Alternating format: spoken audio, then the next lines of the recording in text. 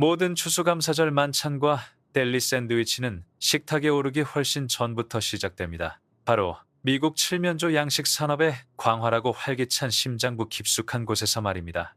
이곳에서는 수백만 마리의 칠면조가 현대 과학과 여러 세대에 걸친 농업 전통이 융합된 시스템에서 사육되고 사료가 공급되고 정성껏 가공됩니다. 그 이면에는 규모, 정밀성, 그리고 노고의 역사가 숨겨져 있습니다. 농부와 기술이 함께 힘을 모아 전 세계의 칠면조 고기 수요 증가에 발맞춰 나아가는 것입니다. 미국에는 매년 2억 5천만 마리가 넘는 칠면조가 광활한 목초지 위의 거대한 농장에서 사육되고 있습니다. 그러나 추수감사절이 되면 분위기는 완전히 달라집니다. 거의 4,600만 마리의 칠면조가 새장에서 탈출하여 공장의 행렬을 거쳐 마침내 가족의 식탁으로 돌아갑니다. 오늘날 세계에서 가장 발전된 양계 시스템 중 하나를 둘러보겠습니다.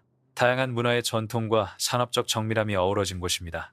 매일 수천 마리의 병아리를 생산하는 부화장부터 24시간 내내 사료 공급과 환기를 제공하는 자동화된 축사까지 이 여정의 모든 단계는 치밀하게 계획됩니다.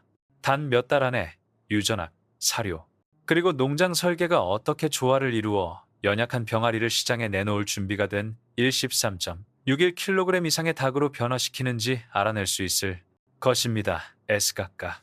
그것은 단순히 농업에 대한 이야기가 아닙니다. 규모, 효율성, 그리고 미국 사람들의 삶의 방식을 결정하는 전통에 대한 이야기이기도 합니다. 전 세계의 다른 가금류 산업과 비교했을 때 미국의 칠면조 산업은 미국에서 가장 큰 규모에 속합니다. 칠면조 생산은 미네소타, 노스캐롤라이나, 아칸소와 같은 주에 집중되어 있으며 이 주에는 매년 2억 5천만 마리 이상의 칠면조를 사육하는 2.5개가 넘는 상업농장이 있습니다. 미네소타에만 약 4천만 마리의 새가 있는데 이는 미국 전체 새의 약 5분의 1에 해당합니다. 이러한 농장들은 합쳐서 매년 수십억 달러를 창출하는 동시에 휴일 시즌 내내 미국 사회의 특징인 필요를 충족시킵니다. 일반적인 칠면조 농장은 16주에서 20주 사이의 성장 주기를 거칩니다. 부화 후 처음 며칠 동안은 갓 부화한 병아리를 열등으로 따뜻하게 유지합니다. 그 후 자동급이 급수, 환기 시스템을 갖춘 특수 축사로 옮깁니다. 생후 6주가 되면 성장기에 접어들게 되는데 이 시기는 스트레스를 완화하고 건강한 발육을 촉진하기 위해 사육 밀도를 줄이는 것이 특징입니다. 마침내 4, 5개월이 지나면 칠면조는 시장 체중에 도달하게 되는데 일반적으로 13, 18kg 정도입니다. 이는 야생 칠면조의 약 2배에 달하는 무게입니다. 규모, 속도, 그리고 전통을 기반으로 하는 산업은 수백만 번 반복되는 이러한 순환을 통해 활력을 얻습니다. 단 하나의 알이 모든 칠면조의 일대기를 시작하는 출발점입니다. 번식 농장 내에서 엄선된 암탉들은 매 계절마다 100개에서 120개 사이의 알을 낳습니다. 현대식 사육 시스템에서는 기존의 집둥지 대신 경사진 바닥둥지 시스템을 사용합니다. 이러한 시스템은 알을 트레이에 부드럽게 굴려넣어 깨지거나 오염될 위험을 최대 95%까지 줄여줍니다. 그 후 알은 매 주기마다 수만 개의 알을 수용할 수 있는 거대한 인큐베이터로 옮겨집니다. 어미닭이 제공하는 자연스러운 보살핌을 시뮬레이션하기 위해 내부에서는 컴퓨터를 사용하여 온도, 습도, 심지어 회전까지 모든 세부 사항을 제어합니다. 28일 후 껍질은 거의 동시에 깨지면서 작은 병아리들이 첫 숨을 쉬는 합창을 선보입니다. 이는 껍질이 깨질 때 발생합니다. 선별 과정은 바로 시작됩니다. 모든 병아리는 철저한 검사, 체중 측정, 그리고 전염성 기관지염이나 뉴캐슬병과 같은 질병 예방 접종을 거칩니다. 약하거나 기형인 병아리는 도태되고 가장 튼튼한 병아리는 앞으로 펼쳐질 긴 여정을 위해 준비됩니다. 언뜻 보기에 이 새끼 병아리들은 황금빛 털에 솜털이 많고 불안정해서 마치 연약한 병아리처럼 보입니다. 그럼에도 불구하고 칠면조는 불과 16주에서 20주 만에 13.61kg에서 18.14kg 사이의 무게를 가진 새로 성장하여 미국에서 가장 상징적인 음식 전통 중 하나를 만들어낼 준비가 됩니다. 어린 칠면조가 일반 병아리와 외형이 같다고 생각하시나요? 부화 직후 건강검진과 예방접종을 하는 것이 중요하다고 생각하시나요? 효율성과 복지를 모두 향상시키도록 설계된 정밀 축사 솔루션을 찾을 수 있습니다. 한 개의 축사에는 칠면조 5천 마리에서 5만 마리까지 수용할 수 있으며 수백 피트에 달하는 공간에 완전 자동 제어 시스템을 갖추고 있습니다. 가장 중요한 요소는 환기입니다. 컴퓨터로 제어되는 흡입구와 대형 팬을 통해 신선한 공기가 순환되고 암모니아가 제거되며 산소 농도가 유지됩니다. 온도는 신중하게 조절되며 처음 몇 주 동안은 병아리를 위해 온도를 높이고 닭이 성장함에 따라 점차 낮춥니다. 자동 조명 및 냉방 시스템은 지속적으로 작동하여 연중 내내 쾌적한 환경을 보장합니다. 사료와 물의 운송은 옥수수, 콩, 밀, 비타민 등 균형 잡힌 사료를 공급하는 긴 철제 라인을 통해 이루어집니다. 니플 급수기는 최소한의 낭비로 신선한 물을 공급하는 동시에 센서가 실시간으로 섭취량을 모니터링하고 질병 징후가 있을 경우 농장주에게 알려줍니다. 니플 급수기는 점점 더 유행하고 있습니다. 생물 보안 프로토콜 시행, 진입 지점 제한, 발 씻김, 그리고 보호복 착용을 통해 병원균이 축사 내부로 유입되는 것을 방지합니다. 이러한 기술들의 결합으로 수백만 마리의 칠면조가 예측 가능하고 안전하게 자랄 수 있는 규제된 환경이 조성됩니다. 이러한 산업 생태계는 연약한 병아리를 미국 명절 식탁의 중심이 되는 닭으로 탈바꿈시키는 역할을 합니다. 칠면조가 육축기를 지나면 성장은 거의 전적으로 섭취하는 영양소에 달려 있습니다. 칠면조는 평생 동안 각 발달 단계에 맞춰 세심하게 설계된 약 90kg의 사료를 섭취합니다. 임신 초기 몇 주 동안 사료에는 골격 발달과 근육 생성에 필수적인 조단백질이 최대 24%까지 함유되어 있습니다. 체중 증가를 촉진하기 위해 성체닭의 사료는 옥수수나 밀처럼 에너지가 높은 곡물 위주로 변경됩니다. 콩, 보리, 미네랄, 비타민 A, D, E를 첨가하여 사료를 보충하면 면역체계 강화에 도움이 됩니다. 방목 농장에서 사육되는 칠면조는 풀뿐만 아니라 곤충도 뜯어먹기 때문에 항생제 사용량을 줄이고 풍미를 더 좋게 합니다. 생후 6주가 되면 병아리의 무게는 약 1.54kg입니다. 성장 단계에 이르면 사육 밀도를 줄여 스트레스를 줄이고 자동 환기 시스템을 통해 건강한 폐에 깨끗한 공기를 공급합니다. 시장에 출하될 칠면조의 무게는 생후 16주에서 20주가 되면 13.61kg에서 18.14kg 사이로 야생 칠면조의 약 2배에 달합니다.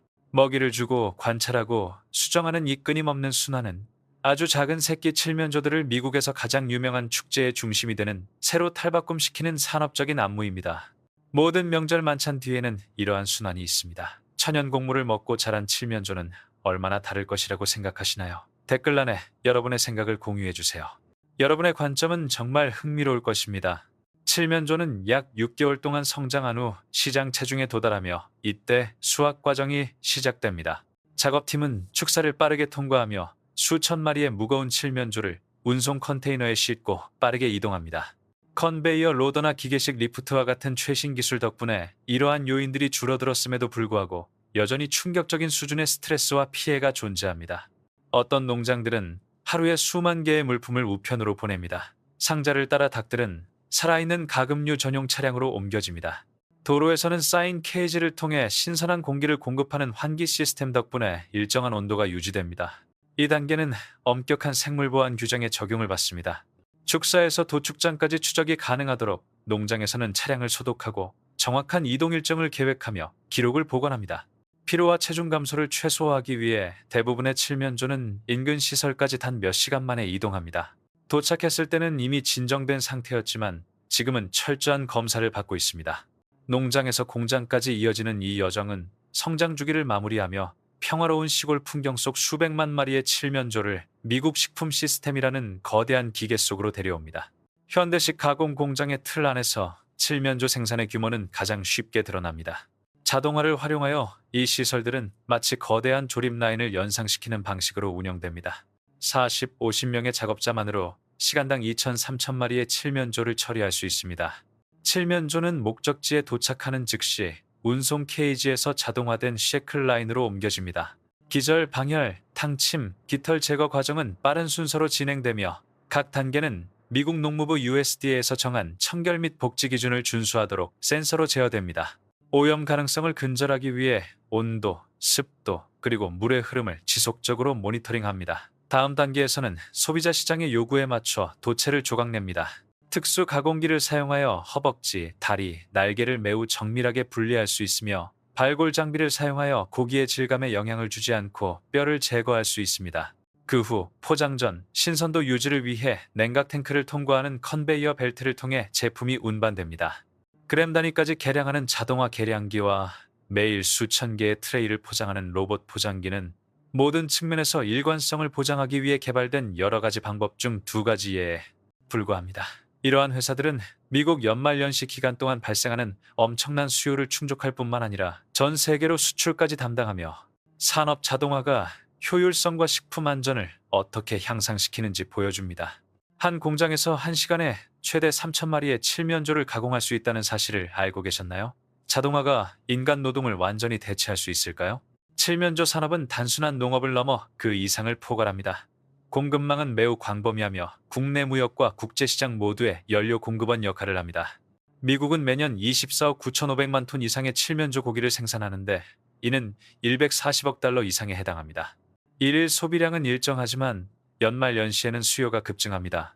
추수감사절에는 칠면조가 4,600만 마리, 크리스마스에는 2.2만 마리, 부활절에는 약 1,900만 마리가 생산됩니다. 가공 후 제품은 매우 체계적으로 구성된 유통망을 통해 유통됩니다. 신선 및 냉동닭 전체는 전국 슈퍼마켓으로 유통되고 잘린 부위는 레스토랑, 델리, 그리고 기타 식품 서비스 업체로 유통됩니다. 즉석 식품과 다진 칠면조의 인기는 건강을 염려하고 저지방 단백질을 찾는 소비자들을 중심으로 계속해서 높아지고 있습니다. 생산량의 약 10%가 미국 국경 밖으로 수출되며 멕시코, 중국, 캐나다가 주요 소비국입니다. 콜드체인 물류, 냉장 차량, 보관 창고, 운송 컨테이너를 활용하여 수백만 킬로그램의 칠면조를 제조업체에서 전 세계 여러 지역으로 원활하게 운송할 수 있습니다. 미국의 농촌과 전 세계 식탁을 연결함으로써 농부, 공장, 유통업체, 소매업체로 구성된 이 복잡한 네트워크는 계절적 관습을 1년 내내 운영되는 거대한 경제 동력으로 전환합니다. 칠면조 산업은 가용성 외에도 심각한 환경적 문제에 직면해 있습니다. 수백만 마리의 칠면조가 엄청난 양의 배설물을 배출하는데 이는 메탄 배출과 영양분 유출을 유발하여 토양과 수질에 영향을 미칠 수 있습니다. 옥수수, 콩, 밀을 포함한 대규모 사료 수요는 집약적인 농업을 필요로 하며 이는 칠면조 생산을 토지 이용, 비료 소비, 그리고 온실가스 배출과 연결시킵니다. 반면 혁신은 축산업의 미래를 변화시키고 있습니다. 농부들이 비효율성을 줄이기 위해 정밀 사료 공급, 폐기물, 비료 기술, 재생에너지 시스템을 도입하는 것이 점점 더 보편화되고 있습니다. 규모는 작지만 방목형 및 유기농 모델은 동물 복지와 지속 가능성 관련 주제에 대한 대중의 관심이 높아지고 있음을 보여줍니다. 기후 제약이 계속 심화되고 전 세계 수요가 계속 증가하는 상황에서 기업은 수백만 명에게 식량을 공급하는 동시에 탄소 발자국을 줄이기 위해 섬세한 균형을 맞춰야 합니다. 미국 칠면조의 역사는 전통과 풍요로움에 초점을 맞출 뿐만 아니라 적응이라는 개념도 포함합니다. 오늘 내리는 결정은 미래의 크리스마스 식탁이 풍요로움과 지속 가능성을 모두 유지할 수 있을지 여부를 결정할 것입니다. 미국에서 칠면조의 여정은 현대 농업의 규모와 가족을 하나로 묶는 전통을 모두 보여줍니다. 부화장에서 큰 축사까지, 산업시설에서 명절 잔치까지 칠면조는 다양한 환경을 누빕니다. 문화적 상징성의 무게, 한 마리 칠면조를 만드는 데 들인 수개월의 노동, 그리고 수십억 달러에 달하는 경제적 가치가 모두 한 마리 칠면조에 담겨 있습니다. 이제 당신 차례입니다. 야외에서 햇볕에 노출되어 길러지는 칠면조라는 개념이 더 매력적으로 느껴지시나요? 아니면 수백만 명의 사람들을 먹여 살리는 대규모 농장의 효율성을 선호하시나요?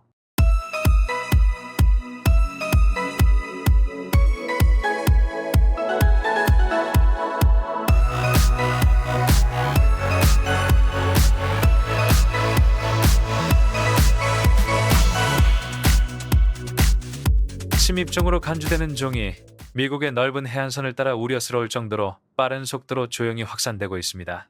유럽산 녹색계 무리가 대거 출현하면서 해변을 뒤덮고 한때 수많은 토종생물의 번식지였던 하구를 침범하고 있습니다. 한때 평화로웠던 이 지역은 이제 토착생물과 그곳을 침략하려는 자 사이에 격렬한 생태 갈등의 현장이 되었습니다. 손바닥보다 약간 큰 이 개들은 빠른 번식력과 공격적인 성향으로 인해 바다를 파괴하는 은밀한 바다생물로 변모했습니다. 굴, 조개, 홍합, 심지어 어린 물고기까지 잡아먹으면서 지역 해양 자원이 35% 이상 감소했습니다. 이로 인해 어업은 연간 약 2천만 달러에 달하는 막대한 경제적 손실을 겪고 있습니다. 한때 야생동물에게 거의 위협이 되지 않는 종으로 여겨졌던 녹색개는 이제 침입종이 지닌 파괴적인 잠재력의 상징이 되었습니다. 문제는 이 개가 날카로운 발톱으로 미국 해안선을 완전히 파괴하기 전에 인류가 이 침입을 막을 수 있을지 여부입니다. 이 개의 학명 중 하나는 카르시누스 마이너스 칼시누스 메이너스이지만 유럽 녹색개로 더 잘 알려져 있습니다. 언뜻 보기에는 전혀 해롭지 않아 보입니다. 어른 손바닥만 한 몸, 갈색빛이 도는 옅은 녹색 등껍질, 작지만 튼튼한 발톱, 그리고 짙은 녹색 등껍질을 가지고 있습니다. 하지만 그 고유한 외관 뒤에는 극소수의 개만이 따라올 수 있는 놀라운 생존 기술이 숨어 있습니다. 녹색개는 염분이나 기수, 차가운 바닷물이나 따뜻한 하구 등 거의 모든 극한 환경에 적응할 수 있습니다. 염분, 온도, 심지어 화학적 오염의 급격한 변화도 견뎌낼 수 있기 때문에 방제 조치를 취하는 것이 매우 어렵습니다. 암컷 한 마리가 한 계절에 20만 개가 넘는 알을 낳을 수 있으며 몇 주 만에 수십만 마리의 새끼들이 각자의 생존 경로를 개척합니다. 이 종이 처음 출현한 곳은 북대서양과 지중해였습니다. 반면 녹색개는 해상 무역로, 특히 화물선의 평형수 덕분에 바다를 건너 새로운 서식지에 은밀하게 자리를 잡을 수 있었습니다. 과학자들이 매사추세츠주에서 이 해파리의 출현을 처음 기록한 해는 1817년이었습니다. 처음 발견되었을 때는 몇몇 작은 만에서만 발견되어 큰 문제가 되지 않았습니다. 그러나 수십 년에 걸쳐 이 해파리의 영향력은 미국 동부 해안에 위치한 플로리다까지 확대되었습니다.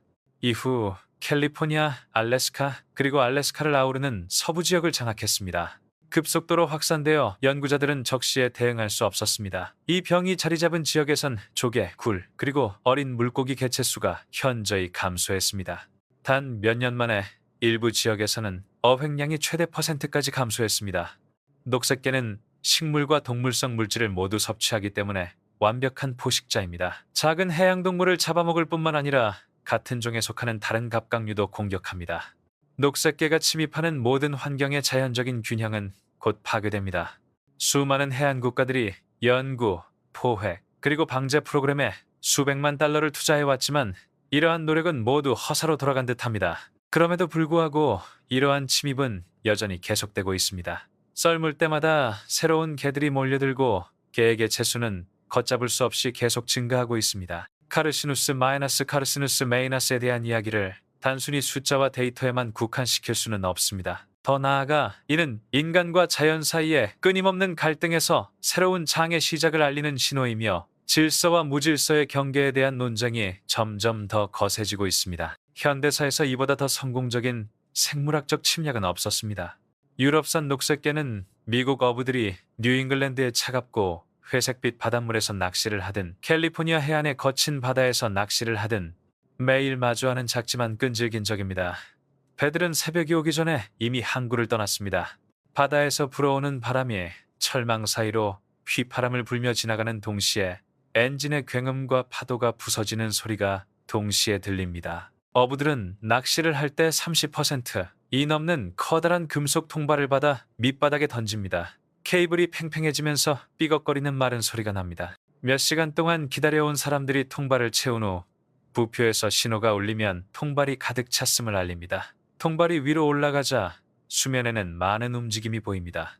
수백 마리에 달하는 녹색 개들이 좁은 공간에서 꿈틀거리며 몸부림칩니다. 강하고 뾰족한 집게발이 금속에 닿으면 쨍그랑거리는 소리가 납니다. 어부들이 그것들을 갑판에 던지면 순식간에 배의 바닥은 위험하고 무질서한 살아있는 카펫으로 변합니다. 철망과 플라스틱 용기 안에서 개들은 눈에 보이는 모든 것에 매달려 사방으로 도망칩니다. 강풍이 불고 파도가 배의 표면을 찢고 있습니다. 선체는 파도에 심하게 흔들립니다. 기울어질 때마다 팽팽한 밧줄은 누구에게나 채찍질을 가할 수 있습니다. 단 한 번의 실수가 대참사로 이어질 수 있음에도 불구하고 아무도 멈추지 않습니다. 개들은 여전히 고도의 전문성을 보여주는 손들에 의해 수집되고 분류되고 바구니에 던져집니다. 울부짖는 바람에 땀과 바닷물이 섞여 마치 리듬감 있는 패턴처럼 갑판 위로 떨어집니다. 가장 답답한 것은 매일 수천 마리씩 잡아도 다음날 바다가 다시 메워진다는 것입니다. 새로운 덫을 설치해야 하고 배는 황혼역에 다시 출항해야 합니다. 어부들은 마치 침몰하는 배를 구하려는 듯 녹색개를 잡는다고 합니다. 끊임없는 노력에도 불구하고 개 개체수가 계속 증가하고 있다는 사실에 비추어 볼 때 일부 사람들은 개 양식 사업을 포기하는 것조차 고려했습니다. 조개, 굴, 작은 새우와 같은 토종종들은 강, 만, 어항을 포함한 모든 환경에 침투하면서 서식지를 잃고 있습니다. 끊임없이 증가하는 파괴의 물결 속에서 인류는 더 이상 가만히 있을 수 없습니다. 과학자, 어부, 그리고 해안 지역 사회의 연합이 유럽 녹색계에 대한 전면적인 반격을 시작했습니다. 현재 해양 실험실에서는 대담한 실험이 진행되고 있습니다. 메인주의 한 생물학자들은 짝짓기 과정을 방해하고 암컷이 남자친구를 알아보지 못하게 하기 위해 합성 페로몬을 사용하고 있습니다. 캘리포니아주에서는 모래 속에 숨겨진 새로운 개, 둥지를 조기에 탐지하기 위해 해저 소나와 드론을 활용하고 있습니다. 현재 기술 발전도 더욱 활발하게 이루어지고 있습니다. 오리건 대학교 연구진은 수온, 염도, 해류 정보를 바탕으로 어떤 수생 지역이 침입에 취약할지 예측할 수 있는 인공지능 모델을 개발하고 있습니다. 그들은 침략으로 해안이 다시 푸르게 변하기 전에 조치를 취하고 개입할 수 있습니다. 모든 정보를 바탕으로 그들이 나서기 때문입니다. 하지만 과학계만이 행동에 나서는 것은 아닙니다. 일반 대중 또한 각자의 독특한 방식으로 맞서 싸우기 시작했습니다. 그들은 단순히 녹색계를 근절하려는 것이 아니라 녹색계를 활용할 수 있는 새로운 자원으로 탈바꿈시키는 목표를 향해 나아가고 있습니다. 창의적인 셰프들은 녹색계를 별미로 탈바꿈시키기 위해 혁신적인 레시피를 개발하고 있습니다. 녹색계 수프, 크랩 케이크, 해산물 육수, 심지어 단백질 파우더까지 이 회사는 모든 식품 분야 제품을 개발합니다. 보스턴과 샌프란시스코의 해산물 가게에서는 녹색계를 단백질 대체 공급원으로 판매하는 추세가 커지고 있습니다. 녹색계는 맛있을 뿐만 아니라 해양 생태계에도 이롭습니다. 심지어 유명 셰프들은 녹색계를 구원의 맛이라고 부르기도 합니다. 한 입 빼어 물 때마다 바다에 다시 활력을 불어넣는 요리입니다. 그럼에도 불구하고 아직 답이 나오지 않은 중요한 의문이 있습니다. 녹색계를 경제적 자원으로 전환하는 것이 이 침입종을 통제하는 데 도움이 될 것인가? 아니면 단지 시스템에 더욱 깊이 뿌리내려 새로운 공급망의 불가피한 구성 요소가 될 것인가? 이윤의 개입으로 인해 보전과 착취의 구분은 그 어느 때보다 모호해졌습니다. 인류가 바다를 구하기 위해 자신도 모르게 침입자와 공생적 공존을 구축하고 있을 가능성이 있으며 이러한 공존은 되돌리기가 매우 어려울 것입니다. 혹시 생각이 있으신가요? 이 답변이 영리한 답변일까요? 아니면 장기적으로 우리 스스로 만들어가고 싶은 함정일까요? 댓글란에 여러분의 의견을 남겨주세요.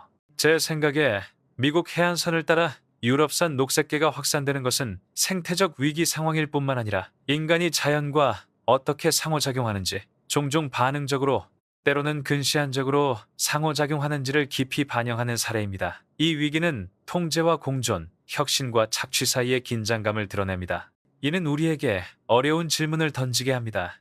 우리는 균형을 회복하려는 걸까요? 아니면 단지 우리의 경제적 안락함에 맞춰 자연을 변형하고 있는 걸까요? 생태학적 관점에서 녹색계의 침입은 인간 활동, 특히 세계 무역이 어떻게 의도치 않게 전체 생태계를 재편할 수 있는지를 보여주는 교과서적인 사례입니다. 이 개들은 본래 미국 해역을 지배할 의도가 없었지만 우리의 부주의로 인해 우위를 점하게 되었습니다. 녹색계의 놀라운 적응력, 빠른 번식력, 그리고 회복력은 그 자체로 문제가 아닙니다. 오히려 더 심각한 문제, 즉 상호 연결된 세상의 결과를 예측하지 못하는 우리의 무능력을 보여주는 증상일 뿐입니다. 개인적으로 저는 여기서 진정한 싸움은 단순히 개를 제거하는 것이 아니라 침입종과의 관계 전체를 재정립하는 것이라고 생각합니다. 녹색개는 단순한 적이 아니라 생물학적 경고 신호입니다. 우리가 무력으로만 대응한다면 애초에 이 위기를 초래했던 악순환을 반복할 위험이 있습니다. 하지만 지성, 윤리, 그리고 창의력을 발휘한다면 재앙을 생태적 혁신의 기회로 바꿀 수 있습니다. AI 지도 작성, 페로몬 교란, 해양 드론과 같은 첨단 기술의 활용은 고무적인 신호입니다. 이러한 도구를 통해 우리는 통제불능 상태가 되기 전에 침입을 예측하고 관리할 수 있습니다. 하지만 기술만으로는 충분하지 않습니다. 지속 가능한 해결책은 과학, 정책, 그리고 대중 참여를 결합한 총체적인 전략을 필요로 합니다. 정부는 평형수 배출에 대한 엄격한 규제를 시행하고 국제적인 모니터링 시스템을 개선하며 단기적인 통제 프로그램보다는 장기적인 생태 연구에 투자해야 합니다. 녹색계를 식량이나 경제적 생산물로 전환한다는 아이디어에 대해 저는 이것이 유망하면서도 위험하다고 생각합니다. 한편으로는 해충을 자원으로 전환하는 기발한 생태적 기업가 정신의 한 형태입니다. 사람들이 방제 노력에 참여하도록 장려하고 폐기물을 줄입니다. 다른 한편으로는 침입종을 상품화하는 것은 그 종에 대한 의존성을 키울 위험이 있습니다. 일단 돈이 개입되면 박멸은 재배로 대체되는 경우가 많고 우리는 의도치 않게 우리가 막으려는 바로 그 침입을 강화할 수도 있습니다. 따라서 모든 상업적 이용은 엄격하게 규제되고 투명하게 모니터링되어야 합니다. 궁극적인 목표는 이윤 추구가 아닌 생태적 복원이어야 합니다. 해산물 산업은 환경 회복과 인센티브를 일치시킬 때에만 긍정적인 역할을 할 수 있습니다. 예를 들어 녹색계를 영구적인 수입원이 아닌 제거 활동의 일환으로 일시적으로 사용하는 것이 그 예입니다.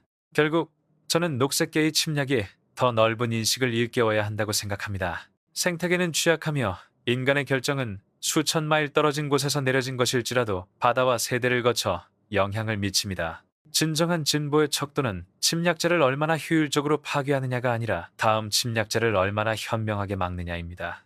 녹색계와의 싸움은 단순히 해안선을 되찾는 것만이 아닙니다. 오랫동안 당연하게 여겨왔던 지구의 관리자로서의 책임을 되찾는 것입니다.